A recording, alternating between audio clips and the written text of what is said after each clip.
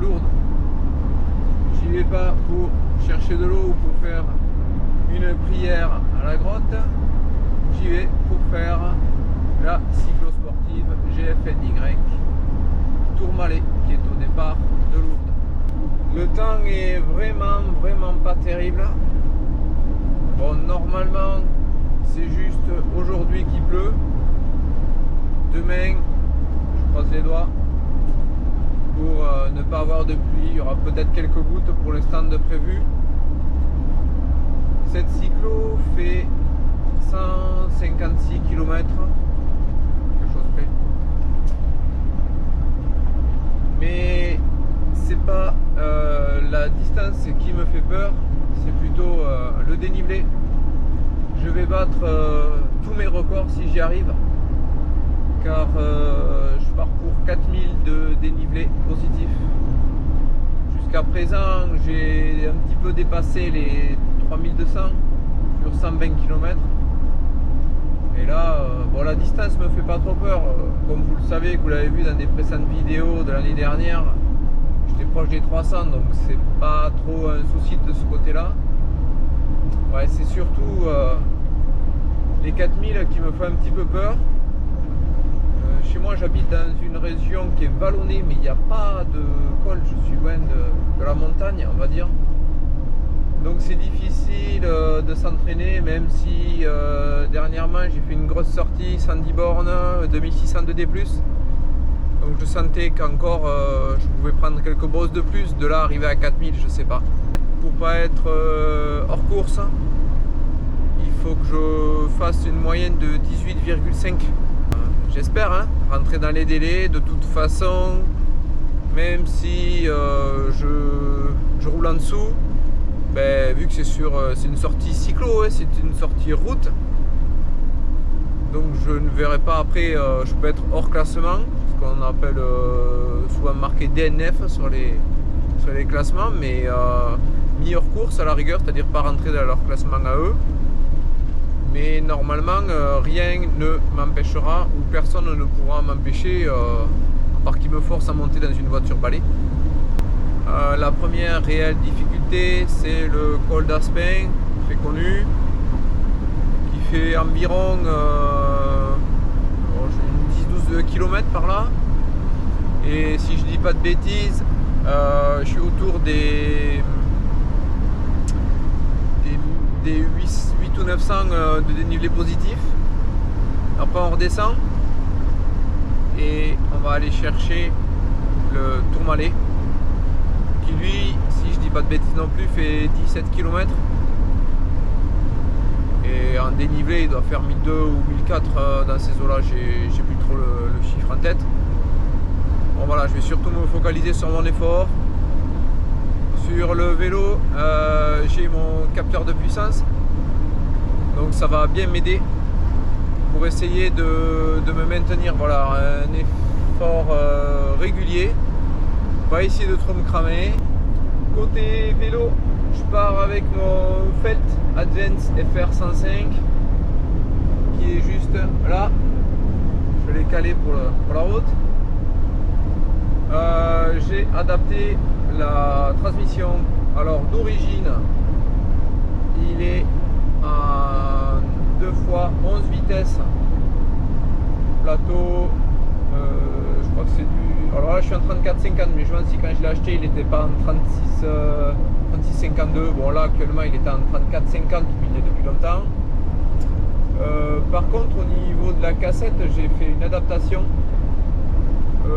J'avais une cassette 11,34. Bon, ça commence à être pas mal pour les bosses. De chez moi ça me suffit.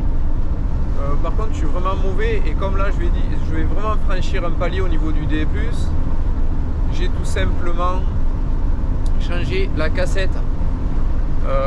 J'ai monté une cassette en 11,42.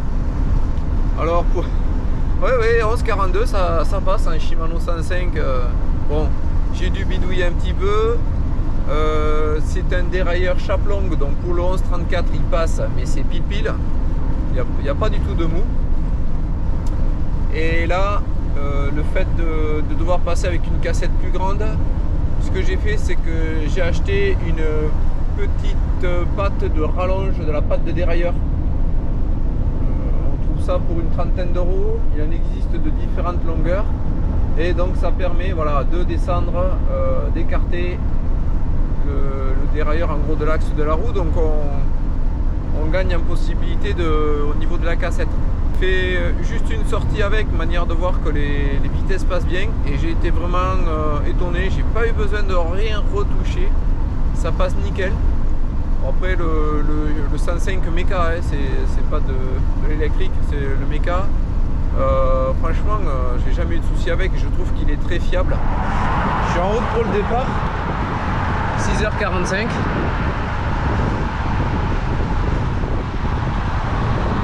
Garé juste à l'entrée de Lourdes en gros. Voilà, je traverse un peu la ville. La météo, j'ai regardé ce matin, Lourdes, pas de pluie. Par contre, il prévoit de la pluie, un petit crachin breton sur le Tourmalet. Donc ça va être une journée un petit peu épique. 5, 4, 3, 2, 1, bonne route! Et c'est parti!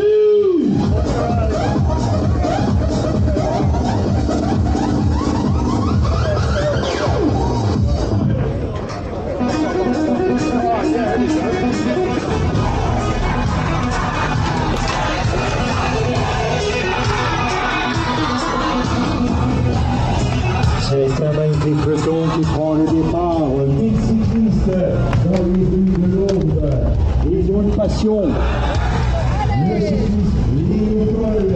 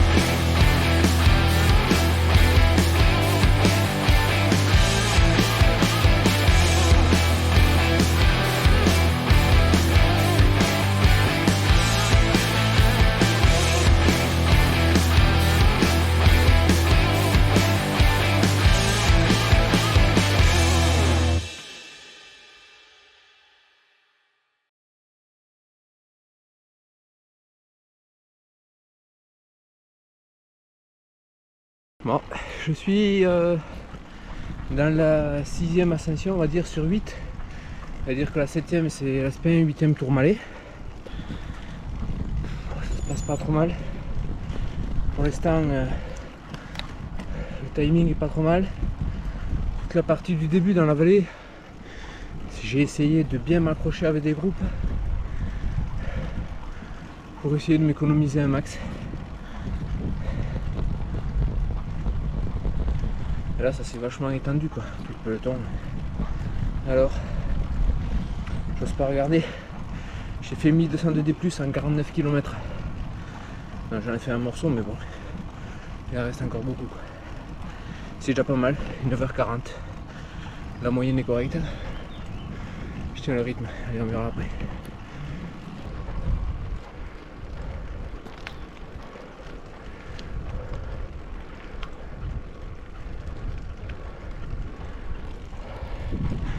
En tout cas, les paysages sont magnifiques.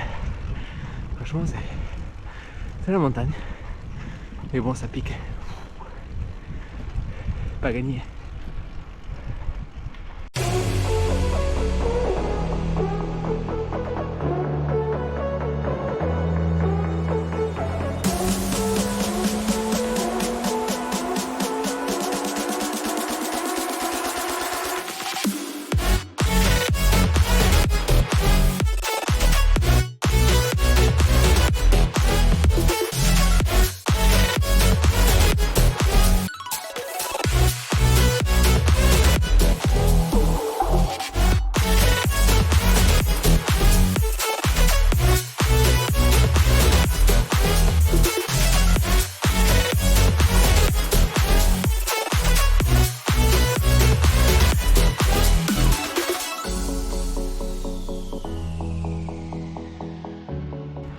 Bon, encore 7 km dans cette montée du col d'Aspin.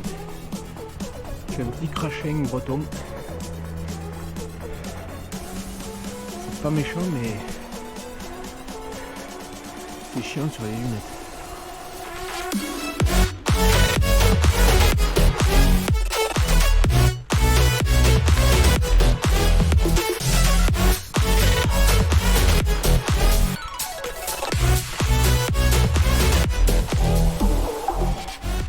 Bon ben, pour le soleil, il faudra revenir.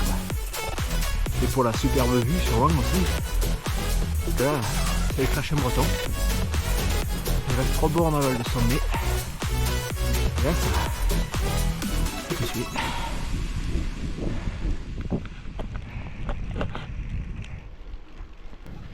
Allez, sommet du col d'Aspin, 300 mètres. Même pas. Allez, allez.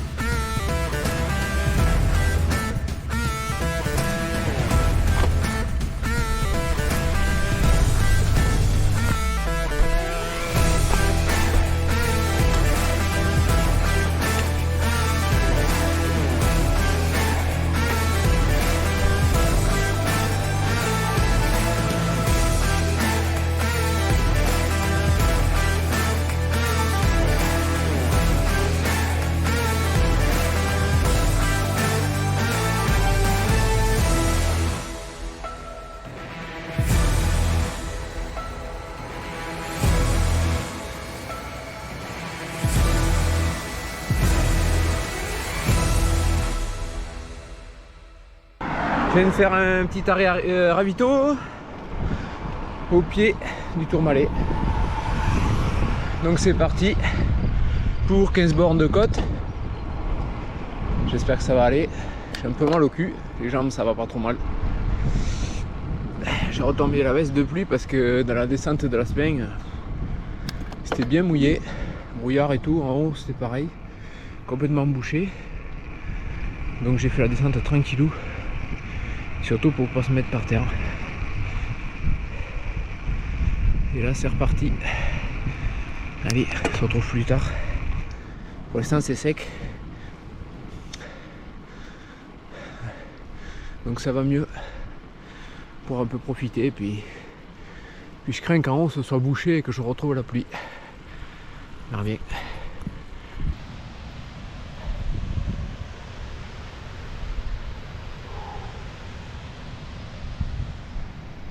Allez, reste 5 bornes. 5 km vers le sommet. Là, je suis à la Mongie. Versé par le bruit du torrent et les cloches des moutons et des brebis.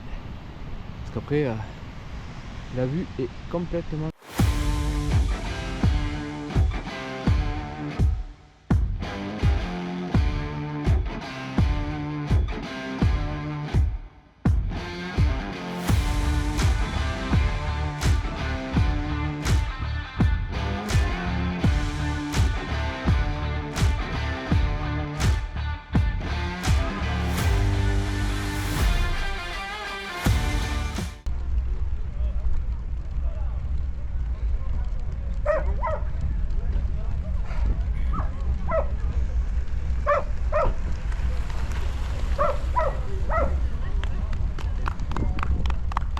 Merci.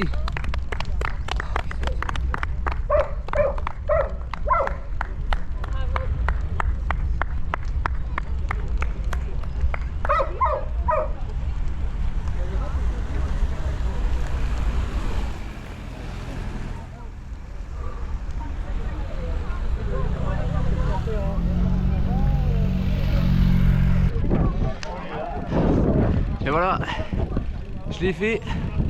Je suis en haut du Tourmalet là, je viens de faire la photo avec le panneau.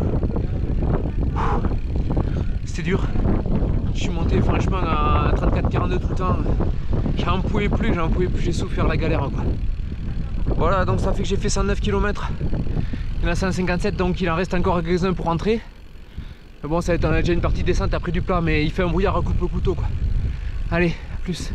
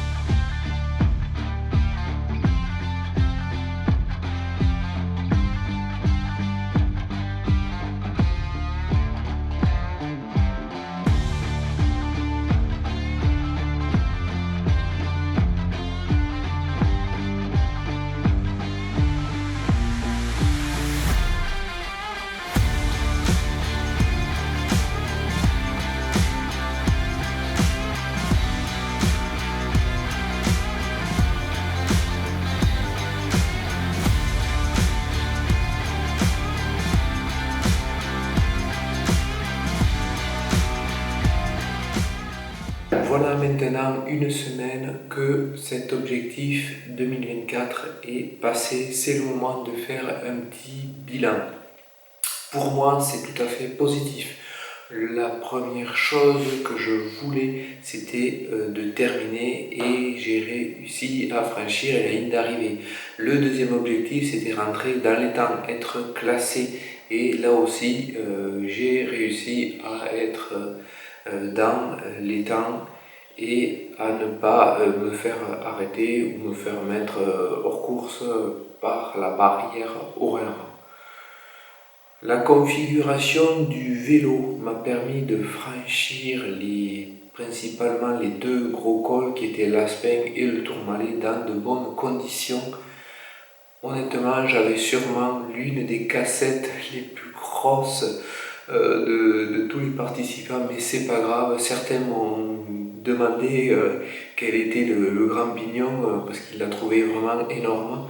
Oui, effectivement, j'en voyais qui devaient monter avec des cassettes 11-28 ou 11-30. Respect franchement pour eux, parce que moi, dans les raidillons, j'ai vraiment vraiment bien profiter de ce pignon en 42. Petit inconvénient, c'est que quand on est sur du 42 et que les autres sont sur du 30, ben forcément on monte tout doucement, vraiment mètre après mètre, alors que les autres avancent plus vite. Et je me suis fait beaucoup doubler dans les bosses, mais ça c'est pas grave. C'était pas l'objectif de faire un chrono, de toute façon je ne suis pas un grimpeur.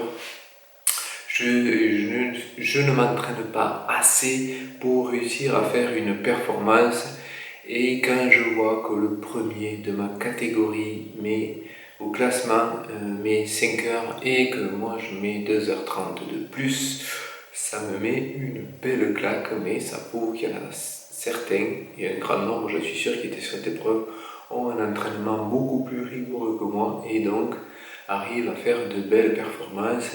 Et franchement, chapeau pour ceux qui arrivent à faire des chronos, et encore, je ne sais même pas le temps du tout premier, de toute catégorie confondue, mais franchement, respect, parce que les mecs, ils roulent vrai, mecs et filles aussi, ils roulent vraiment fort. Point négatif, vu le temps et le brouillard à coupe-couteau qu'il y avait dans l'Aspen et dans le Tourmalet, je n'ai pas pu profiter des paysages. C'est bien dommage, car je pense que la vue devait valoir le coup. Et de plus, quand on est dans un effort comme ça, où c'est compliqué, où j'ai vraiment du mal à avancer, peut-être profiter, regarder un peu du paysage, quand on monte à 8 ou 10 à l'heure, ça permet de faire passer le temps un peu plus vite et donc de trouver le temps un peu moins long, parce que c'est vrai que par moment je me disais mais quand est-ce que ça va s'arrêter, j'étais vraiment par moment à bout de souffle. Ce qui m'a sauvé aussi, c'est le dénivelé positif inférieur à ce qui était annoncé. Je partais pour 4000 de D+, et au final il n'y avait que 3500. Et je n'ai pas triché, je n'ai pas coupé, je n'ai pas jeté des bosses, non, j'ai bien respecté le parcours. Pourquoi c'était différent, je ne sais pas, ce qui a été calculé peut-être sur site internet, ou les différents GPS, mais là quand même ça fait beaucoup. Et à l'arrivée je discutais avec un autre concurrent et lui aussi me disait qu'il avait autour des 3500. Voilà, c'était bizarre, pourquoi autant de différence avec les 4000 annoncés. Maintenant il ne me reste plus qu'à me reposer tranquillement, bien récupérer. Là ça va mieux, il faut dire que le lendemain j'avais bien mal aux fesses et bien mal aux cuisses, mais là j'ai quand même bien récupéré et je vais pouvoir reprendre tranquillou ma saison. Au niveau objectif, là je pense qu'il y aura bien des petites rando cyclo dans le coin, de quoi finir l'année, mais pas de grosses courses, gros événements normalement à venir. De toute façon, s'il se passe quoi que ce soit, tu le sauras dans une prochaine vidéo. Alors n'oublie pas de t'abonner et je te dis à bientôt pour une nouvelle vidéo. Bye bye.